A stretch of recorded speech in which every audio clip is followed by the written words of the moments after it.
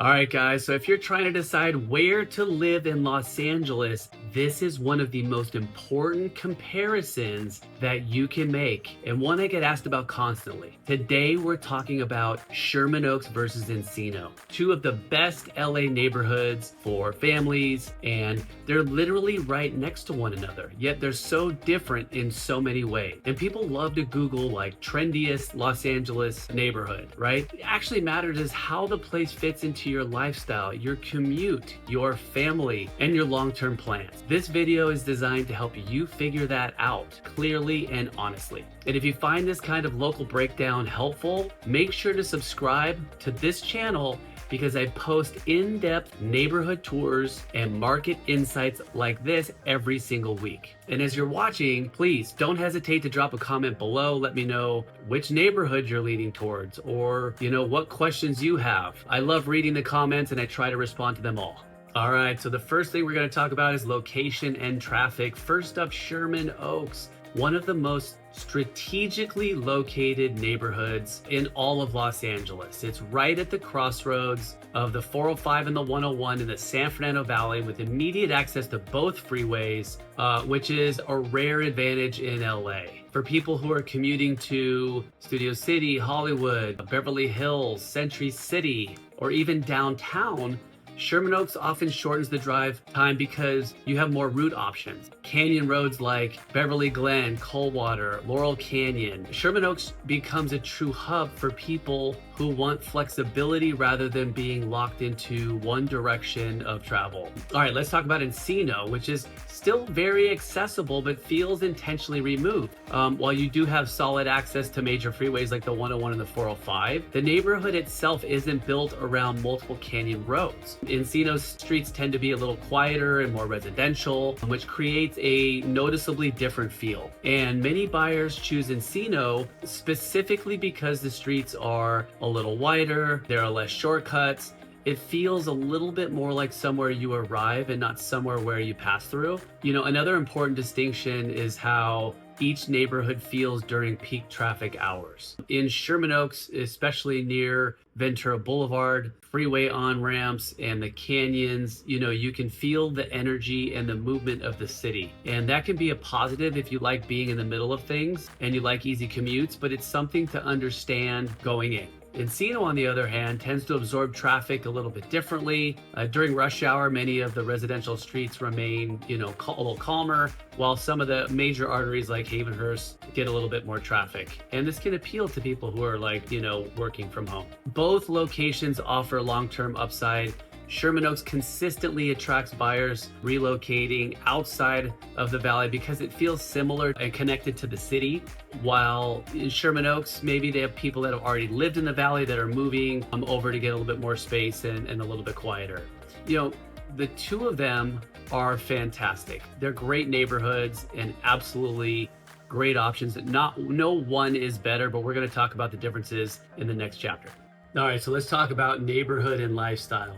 Surprisingly, Sherman Oaks is really two different worlds. And what most people miss is how much that actually matters for their lifestyle. South of the boulevard is where demand is strongest because it's closest to the west side. It's bucolic, it's private. Homes here command premiums, even when the lot sizes are smaller, because buyers value that lifestyle and location. And some of these properties even have views. North of the Ventura is completely different. Right? The streets feel more residential. You're in the flats, much closer to your neighborhoods, which attracts, a family-friendly, vibe for people who want to feel part of a community. But also, new construction has been prolific north of the boulevard, and that has attracted a lot of young families with money looking for a nice space that's close to great schools. Encino's neighborhood and layout tells a completely different story. Much like Sherman Oaks, Encino is also broken up into north and south.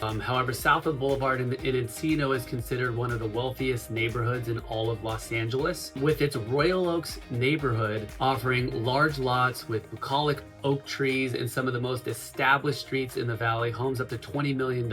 These areas attract long-term homeowners, executives, and families who plan to stay for many years. And properties here often feel more private, even when they're not gated, simply because of the spacing and depth of the lots. North of the boulevard in Encino, you're going to notice a lot of lot sizes are larger than their counterpart in Sherman Oaks, which was developed a few years earlier. I'd say there's more lots in Encino that are larger in size. Closer to the freeway, you'll find lots 8 to 10,000. In Amistoy Estates, you'll find even a quarter acre up to an acre lots with massive estates. All right, so dining and entertainment. Sherman Oaks is one of the most active dining neighborhoods in all of Los Angeles. And it's largely because of the way Sherman Oaks was developed back in the 40s and early 50s, right? All the commercial space remained low rise, perfect for restaurants, coffee shops, fitness studios, casual meeting spots, tightly packed, which creates an environment where people naturally spend time together outside. And it's common for residents, in the area, south and north, to walk to dinner, grab coffee, or meet with friends without planning around traffic and parking.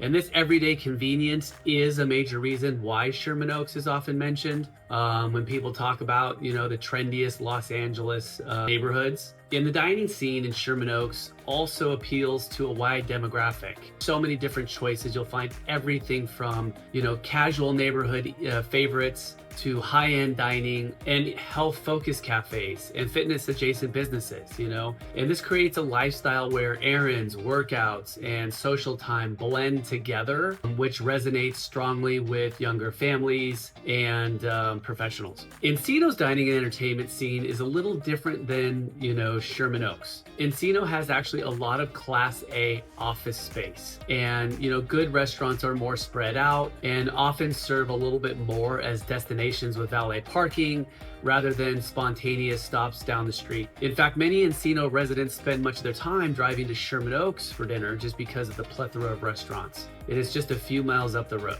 So living in Encino definitely feels, a little less crowded and a little less LA than Sherman Oaks. But I think people like that because it can also be a little less congested.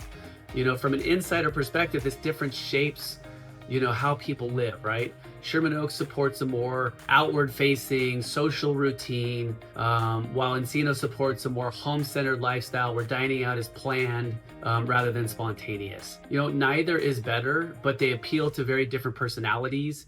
And understanding that distinction is key when deciding where to live or how to market your home for sale. All right, the cost of housing.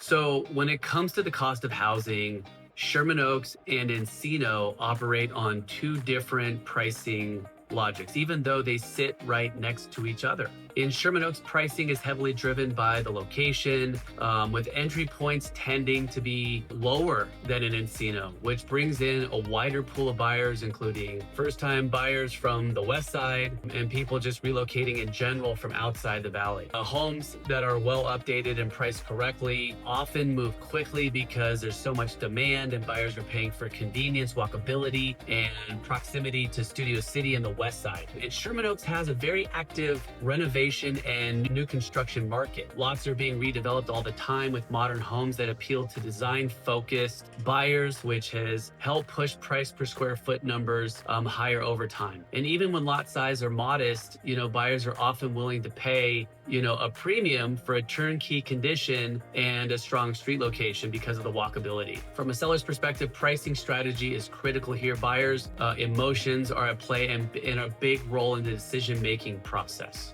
All right, so Encino, on the other hand, pricing is more closely tied to its land value and the larger home sizes that come with it. And because the lots are larger, buyers are paying more for larger homes that also offer more space, room to expand, and privacy. Entry prices are higher, and particularly south of the boulevard, like Royal Oaks, the Beverly Hills of the Valley, where homes can reach prices as much as $10 million or more. On the other hand, because the lot sizes are larger on average, even though the location is slightly less desirable, it offsets the price, and you'll still see a hefty price for these homes. And from an investment standpoint, while Sherman Oaks offers, a smaller, more convenient spot closer to the action, Encino appeals more to buyers looking for stability and a long-term hold, making it ideal for families looking to settle down. Both markets are strong, but they reward different strategies for home buyers at different stages of their lives. All right, guys, so let's talk about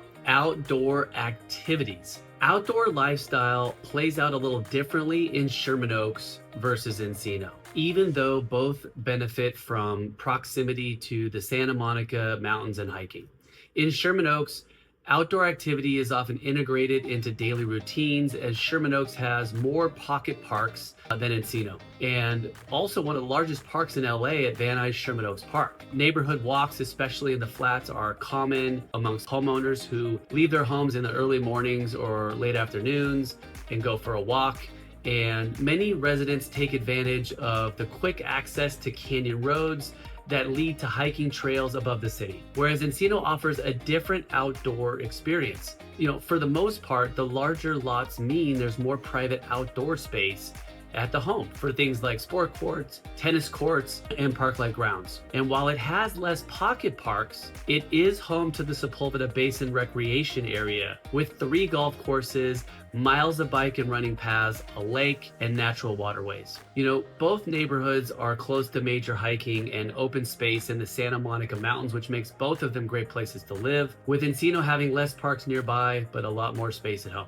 Safety in schools. All right, safety in schools are a major consideration for home buyers, and both Sherman Oaks and Encino are both generally regarded as desirable, family-friendly neighborhoods with good schools. So let's start in Sherman Oaks, where crime and safety can vary by micro-location, which makes street-level knowledge especially important, right? So homes near good schools and long-established residential pockets tends to feel particularly stable with strong neighborhood pride and community involvement. Whereas homes closer to major freeways and busy intersections can sometimes feel a little less connected. And Encino is similar in that it has its own problems when it comes, to safety, largely due to its proximity to freeway access and wealth. And even properties gated or set back from the street are not immune to criminal activity. So no matter where you live in Los Angeles, we're seeing homeowners, needing to safeguard their homes with a security system,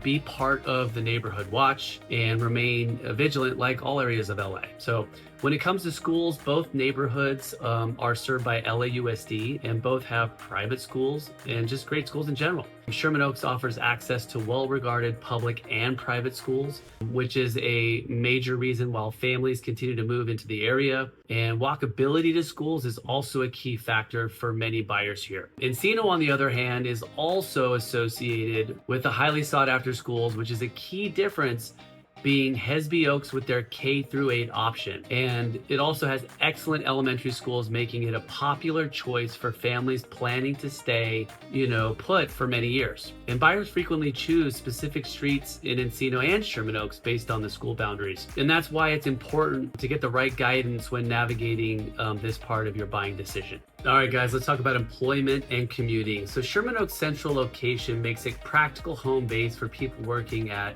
studios like Warner Brothers, Disney, CBS, ABC, or Universal, and it's got greater proximity to downtown and Century City, which is especially important for professionals in entertainment, media, and some healthcare, creative industries, where commuting flexibility can significantly impact the quality of life. Encino supports a slightly different employment profile because of the Class A office space on Ventura Boulevard, which offers the convenience of living within minutes of the office, while maintaining easy access to Century City and West LA. Many of its residences run insurance or financial businesses or have legal practices nearby, which is a huge quality of life factor. And from a real estate standpoint, location will influence the buyer motivation. And while Sherman Oaks may attract a broader buyer pool for its location, Encino is still just a neighborhood over and easily accesses all that LA has to offer. All right, guys, thanks for checking us out. So by now you can see that choosing between, Sherman Oaks and Encino isn't about which one is better. It's about which one that fits the way you actually live. Your commute, your family, how you spend your weekends, and what you want your home life to feel like. Small differences between these neighborhoods, can have a big impact over time. That's why getting local street level insight is so important before making a move. If you're buying, selling, or even just thinking about making a move in Sherman Oaks or Studio City or Encino, I'm happy to help you navigate the process with clarity and confidence. Reach out to me directly, drop your questions in the comments below, give us a like, and if you want more honest, data-driven breakdowns of LA, make sure you're subscribed to this channel so you don't miss upcoming videos. Thank you so much for watching, and I'll see you on the next one.